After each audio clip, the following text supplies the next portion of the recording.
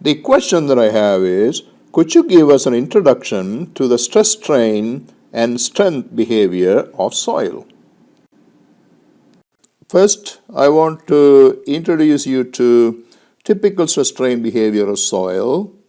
Say we have a uniaxial soil specimen and we are subjecting this to a compressive uniaxial stress sigma, and the corresponding uniaxial strain is epsilon. As we have done earlier, we will take the compressive stress to be positive. The typical stress strain behavior of soil can be classified into these two types. Here is one type, here is the other type. What's the difference between the two? Well, the second kind shows what we call a strain softening behavior. There's a distinct peak strength and what we call the ultimate failure strength. On the other hand, on the first kind, there's just one, and therefore the peak and the ultimate basically coincide with each other. And this is a typical behavior of normally consolidated clays and loose sand, whereas this is a typical behavior of over-consolidated clay and dense sand. What kind of material is soil? Well, soil is definitely a plastic material. So if I were to do a loading, unloading, the unloading curve is definitely going to be different from the loading curve for most soil. So what that means is, if the total strain at this point, from this point to this point, is epsilon 0, it's going to consist of two parts, a plastic part and an elastic part. If you recall, the point where it begins to show plastic behavior is what we call the yielding point, right? So is there a distinct point where the plastic behavior begins to show? In general, soil is going to try to show plastic behavior from all states.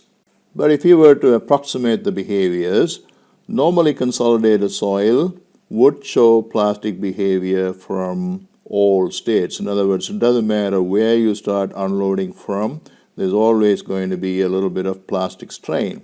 On the other hand, if it is an over-consolidated clay or a dense sand, then approximately the initial behavior is going to be elastic. So you could define an yield stress at some point over here.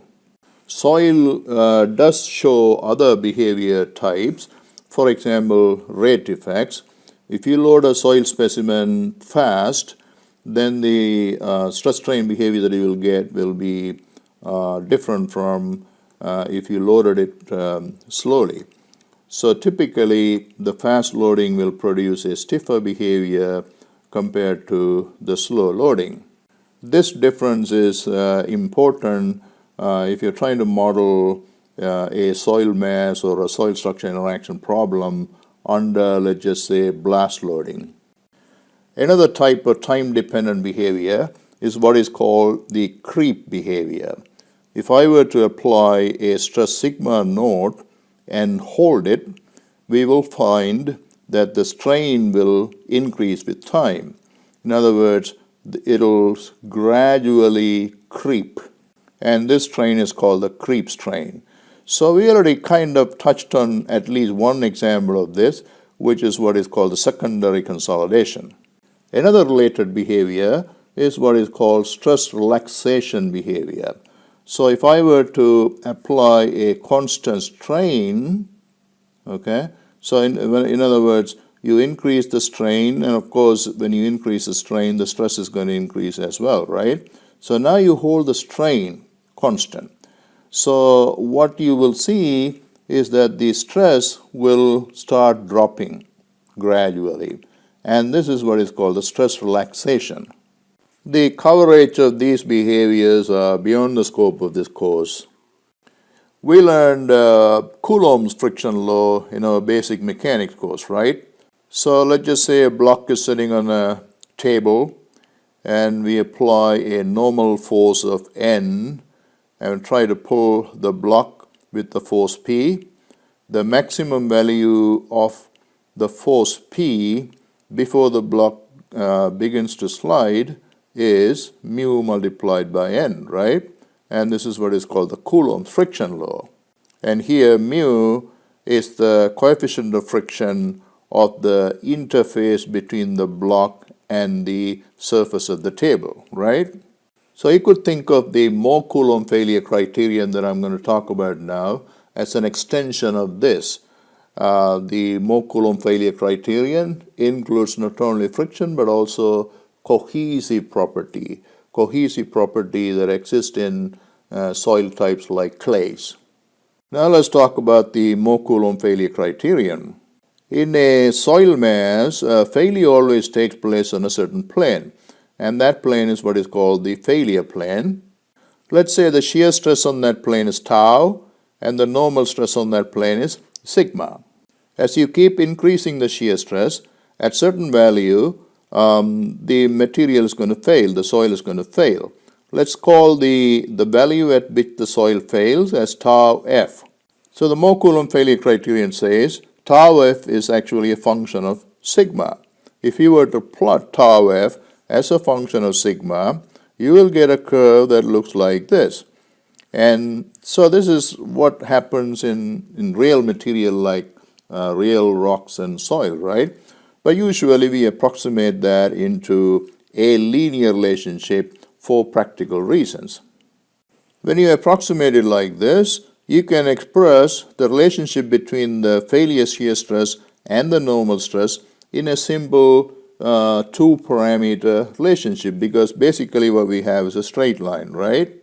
The common form of this relationship is this, and the parameter c, which is the intercept over here, is what is called cohesion. And the angle that this line makes with horizontal, phi, is what is called the friction angle. C and phi are collectively called the shear strength parameters of the soil. Some important notes here. Number one, we will learn as we go along here that C is 0 for sand and surprisingly for normally consolidated clay as well. So the only type of soil that's going to show some kind of cohesion is over-consolidated clay. So let me also explain something that you might be wondering at this point. Remember we talked about the van der Waals attractive force between two clay particles being responsible for cohesion, right? But we also said normally consolidated clays don't show any cohesion. So these statements seems kind of contradictory, right? So this is what happened. Van der Waals attractive force is what we call a true cohesion that exists between particles at a particle level. On the other hand, the cohesion C that we see in this equation is really a mathematical model parameter defined at a macro level. In other words, it is defined for a sample, a collection of clay particles. So obviously Van der Waals attractive force is not directly equal to the cohesion C that comes in the Mohr-Coulomb criterion.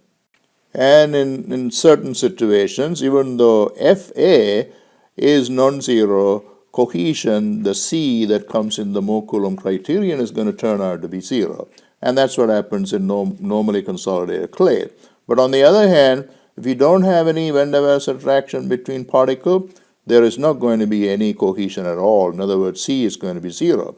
And that's what happens in sand. So to sum it up, the shear strength of soil is represented by the Mohr-Coulomb failure criterion. In general, we need two parameters to represent the shear strength of soil, the cohesion C and the friction angle phi. Here we made a broad observation that cohesion is 0 for sand and normally consolidated clay, whereas over-consolidated clay exhibit cohesion. But the factors governing the values of C and phi for a given soil are a lot more sophisticated, and this is what we will be covering in some of the future videos.